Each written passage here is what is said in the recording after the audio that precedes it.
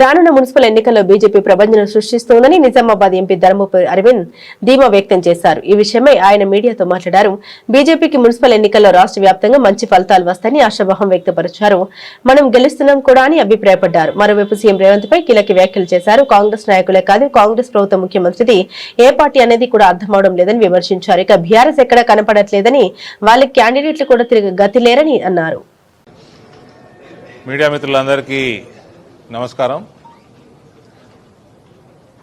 ఇది వల్ల Bharatiya Janata party internal సమావేశం కాబట్టి మీ అందరినీ కూడా సమావేశం అయినాక ఆహ్వానించడం జరిగింది. మున్సిపల్ ఎలక్షన్స్ దానికి సంబంధించిన ఇన్ఛార్జులుగా రాష్ట్ర పార్టీ పంపిన పెద్దలు రామకృష్ణారెడ్డి గారు, వెంకటేష్ నేత గారు, అట్లా వివిధ మున్సిపాలిటీలలో ఇన్ఛార్జులుగా వచ్చిన వాళ్ళందరితోటి ప్లస్ ప్రతి మున్సిపాలిటీకి జిల్లా నుంచి నాయకత్వాన్ని 5-5గురిని ఇన్ఛార్జులుగా పార్టీ నియమించింది. అందరం కూడా మాట్లాడుకొని రానున్న మున్సిపల్ ఎన్నికల్లో ఏ రకంగా పార్టీని బలపరచాలన్నది దాని మీద దృష్టి సారించి మేము డిస్కషన్ చేసుకున్నాము. టీఆర్ఎస్ పార్టీ పరిస్థితి దృష్ట్యా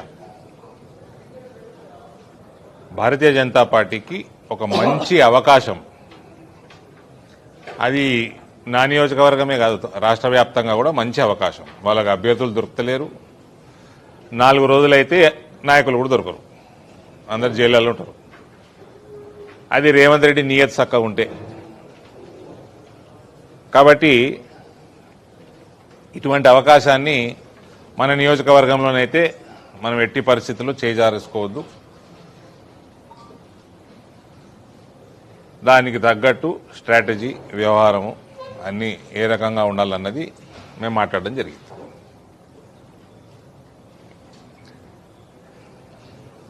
ఏమైనా ఉంటే మీరు అడగండి.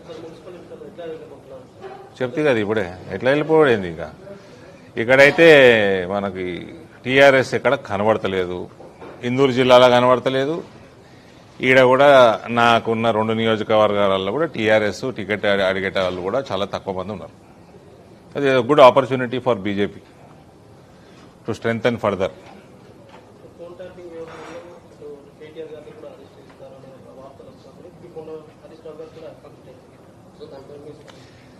చూడండి, ఫోన్ ట్యాపింగ్ చేసిండ్రా అంటే చేసిండ్రు, దానికి అనేక రుజువులు ఉన్నాయి.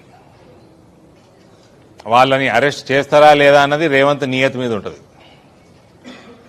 రేవంత్ ప్యాకేజీలకి అమ్ముడు పోతాడా లేకపోతే నిజాయితీగా పనిచేస్తాడా దాని మీద ఉంటుంది.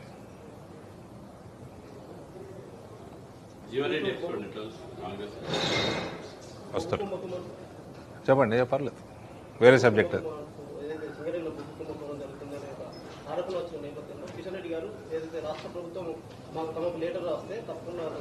అంతే కదండి. ఇప్పుడు డైరెక్ట్గా మేము ఇంటర్ఫియర్ కాలేము, సెంటర్ ఇంటర్ఫియర్ కాలేదు డైరెక్ట్గా. రాష్ట్ర ప్రభుత్వం నియత్ మంచిగుంటే రాస్తుంది, నియత్ మంచి లేకపోతే 2 ఏళ్ల తర్వాత రాస్తుంది. ఏది ఇది కాళేశ్వరం అప్పయ్యపినట్టు. సో అది ఇంకోటి, ఆ కేటీఆర్ ఏదో ఇంతకుముందు మాట్లాడినట్టున్నాడు పోయే ముందర, అసహనమా? ఓ దేనికి?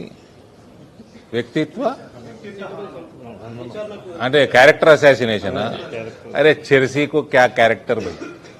చెర్సీ అంటే తెలుసా? చెర్సీకా క్యా క్యారెక్టర్? డ్రగ్స్ తీసుకున్నట్టుడికి ఏం క్యారెక్టర్యా?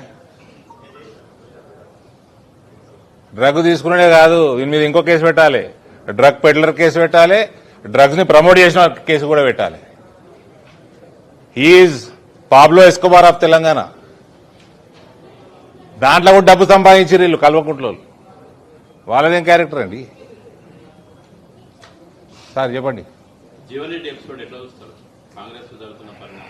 ఇప్పుడు ఇక్కడ జగిత్యాలు నియోజకవర్గంలో జరుగుతున్న పరిణామం అవుతుందో అది మంచి వాళ్ళకి అర్థమవుతలేదు. మేము అంటే స్ట్రేట్ ఫార్వర్డ్ పాలిటిక్స్ చేస్తాం మేము. మన స్పీకర్ అన్నాడు, ఇక్కడ ఎమ్మెల్యే ఏ పార్టీ మారలే బీఆర్ఎస్లో ఉండని అట్లే అనుకుంటాం కదా స్పీకర్ చెప్తే. నేను కార్లు ఎక్కి పొద్దున వస్తాయి, ఇక్కడికి రాగానే ఫ్లెక్సీలన్నీ వేరే తిరుగున్నాయి పట్టణంలో. మాలాంటి వాళ్ళకి కూడా అర్థమవుతలేదు ఎమ్మెల్యే ఏ పార్టీలు ఉన్నాడో, ఎన్ని రోజులు ఉంటాడు. ఇప్పుడు పార్టీ మారినైనా మారలేదని చెప్తే ఎంత ఏందన్నట్టు, మళ్ళీ మారతారన్నట్టే కదా.